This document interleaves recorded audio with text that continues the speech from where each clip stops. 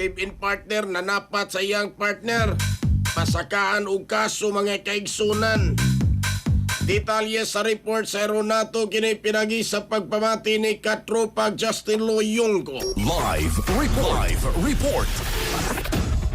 Pasakaan jud kasong usa ka 38 anyos ka lalaki nga nanapat siyang live-in partner alas 2 sa kadlawon na itong Abril 25 to 2026 dito sa sitio Villa Concepcion, Barangay Kinasang, Andak, Bayan sa Sugbo. Ang suspeka mao si GC Dinampo Gotador, 38 anyos, residente sa nasong lugar, samtang ang biktima mao si alias Jen, 39 anyos, usa ka sales lady live-in partner sa suspeka. Sa investigasyon sa kapulisan na sarang nga buwag na amang suspek ug ang biktima o giduol sa suspek ang biktima nga natulog sa balay sa igagaw na tungtungura. Walay igong rason ng suspek, kakalit lang nga nanapat sa pinaagi sa pagpangulata ngadto na tumong sa naong sa biktima. Balhog na karon sa detention cell sa Inayman Police Station 7 Cebu City Police Office ang suspek, samtang hikay pa ang kasong kalapasan sa Republic Act 9262 nga tubangon sa suspetsado. Mga katropa, ayaw kalimot kanunay sa pag-inom og Santon Plus. Kapamix ka kini adun mo sing moringa og suya powder. Santon Plus, kapamix ka pinatambal pa.